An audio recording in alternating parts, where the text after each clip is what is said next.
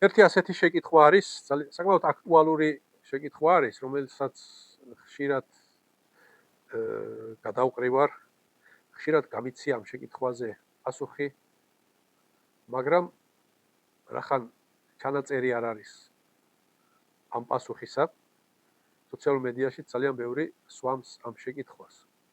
განსაკუთრებით წინა ლექციაზე ჩვენ ვისაუბრეთ ხათმთან დაკავშირებით და შემდგომ ამ საკითხებს მოყვა.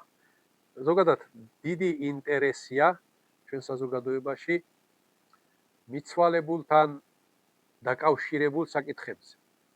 რადგანაც ჩვენი საზოგადოების დიდი ნაწილის რელიგიურობა ძირითადად გამოიხატება მიცვალებულთან დაკავშირებულ საკითხებში.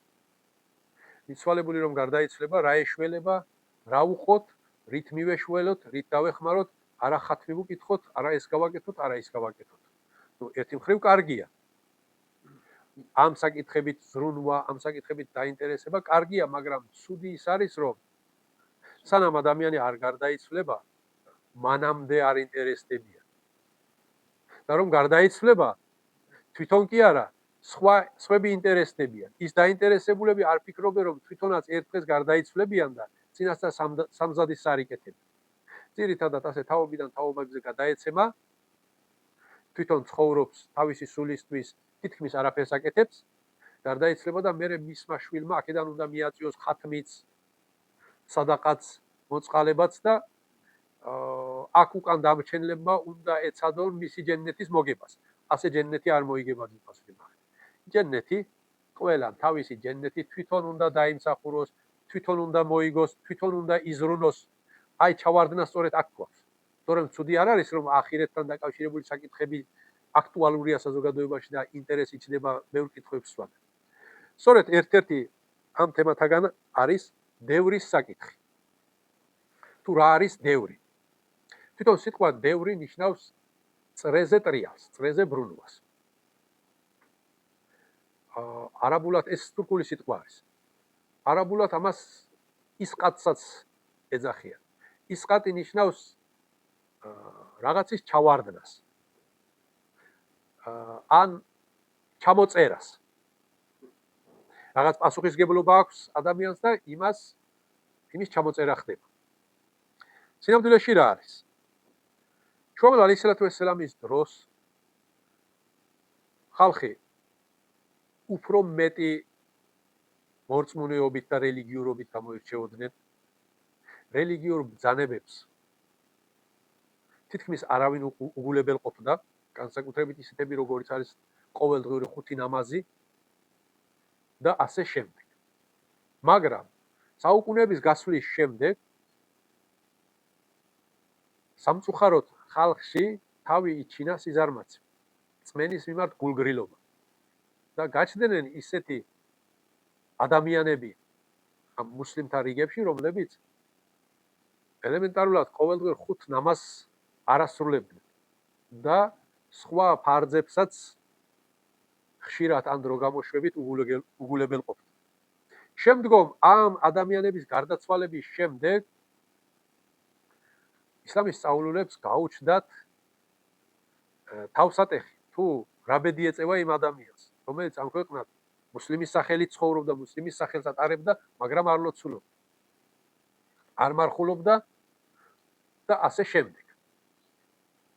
რადგანაც მანამდე უფრო ადრინდელ საუკუნეებში, ანუ ისლამის პირველ პერიოდებში, მსჯელობა იყო იმაზე, რომ ვინც ნამაზს მიატოვებს და არ ილოცავს, ის მუსლიმია თუ არა.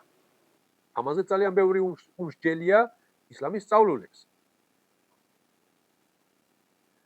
და სხვადასხვა პოზიციები, სხვადასხვა აზრები არის დაფიქსირებული, რომ ვინც უარყოფს და ისე არ ლოცულობს, ვისაც ეზარება, ვისაც რაღაც სამხელი შეუშალა და გაუცდა და სხვადასხვა, ანუ ცელი თემა არის, რომელიც შორს წაგვიყვანს და არ მინდა გადავუხვიო ძირითად თემას. უბრალოდ ინფორმაციის სახით მინდა გცოდნოდათ, რომ ამაზეც უმსჯელიათ ისლამის სწავლულებს და ამის შესახებაც არის ჰადისები, მაგალითად ერთ-ერთი შუამავლ ალეისალათუესალამის სიტყვები, რომ ურწმუნესა და ურწმუნეს შორის განსხვავება არის ნამაზი. ასეთი ჰადისიც არის.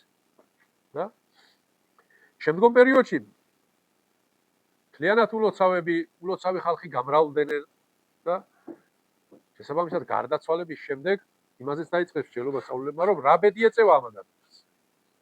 ან ჩვენ რა შეგვიძლია გავაკეთოთ მათ სასარგებლოდ.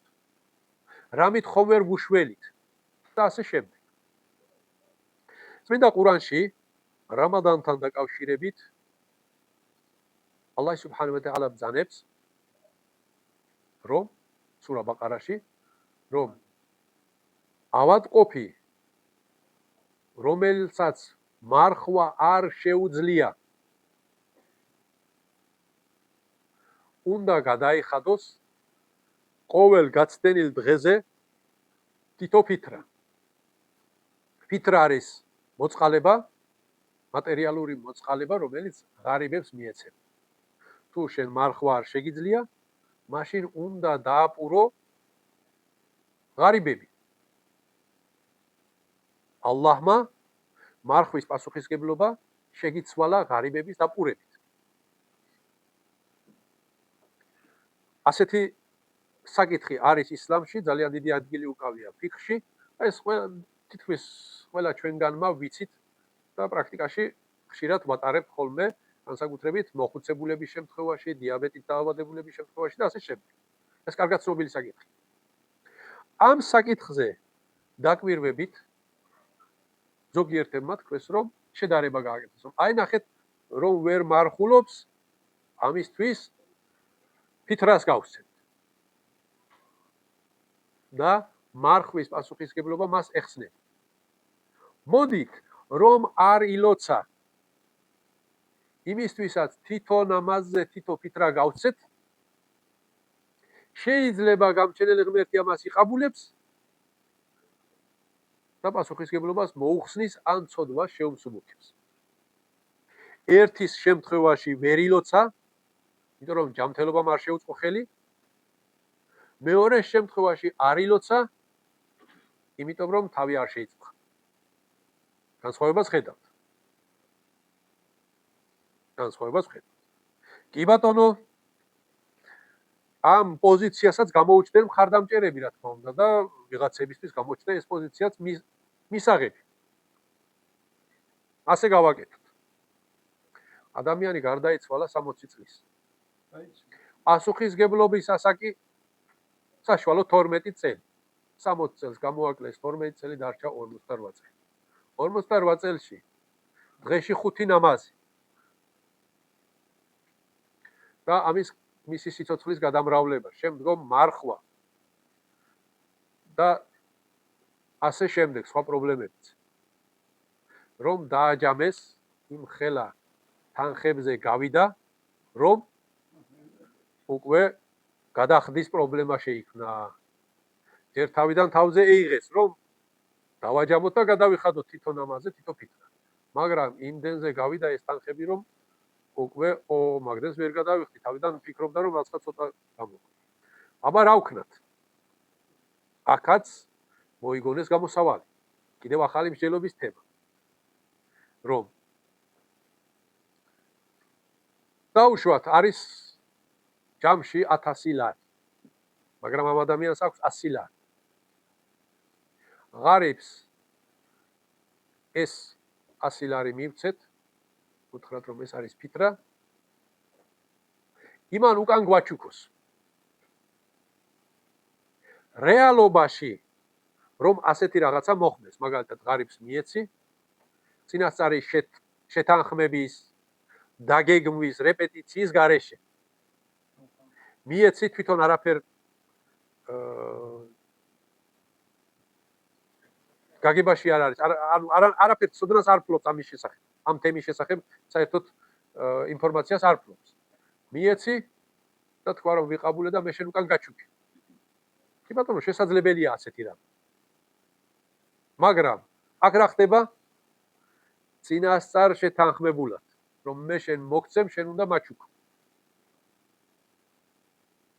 მერე ისევ მოგცემ, შენ ისევ უნდა მაჩუქო. ისევ მოგცემ, ისევ უნდა მაჩუქო. 10 ჯერ ამას გავიმეორებ და 100 ლარით მე მოვიხდი შენს 1000 ლარ ვალს. რომელიმე თქვენგანი მევალეს მიმართ ამას დაეთანხმებით, არ დაეთანხმებით. აბა როგორ გინდათ რომ გამჩენელმა ღმერთმა დაეთანხმოს. ეს ერთი პრობლემა.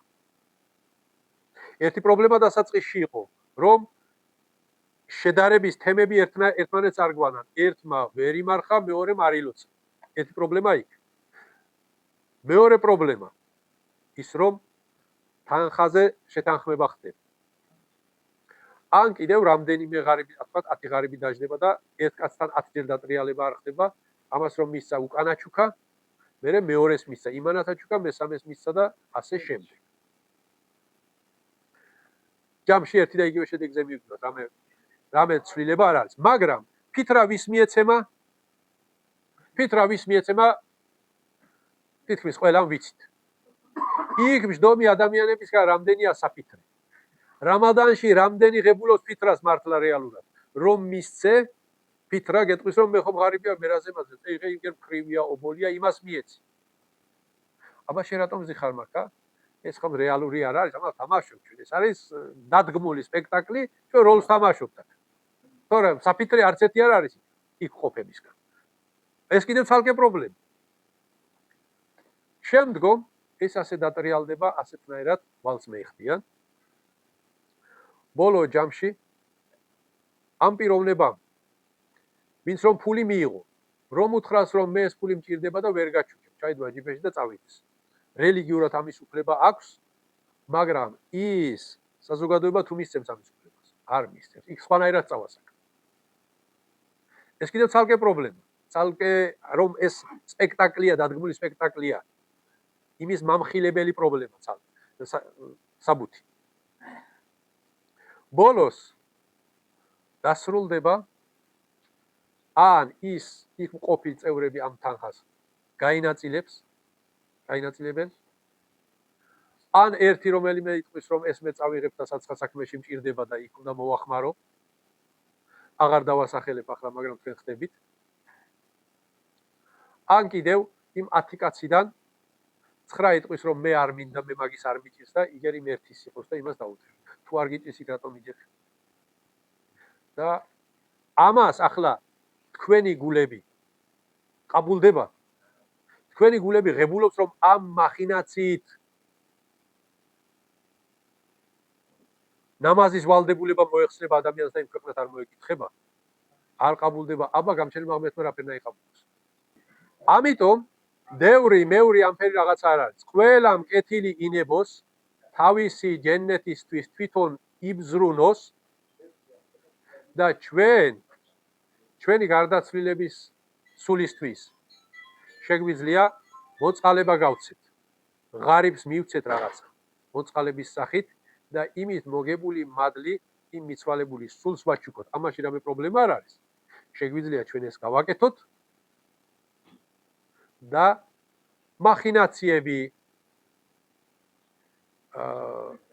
სპექტაკლის დადგმები, დევრის ტრიალები არ არის საჭირო. უნდა 100 ლარის მეტი საშუალება თუ არ აქვს, ან 1000 თუ რამდენიც აქვს, ის ასწიოს და პირდაპირ ღარიბს მისცეს. აქ სპექტაკლების დადგმა არ არის საჭირო.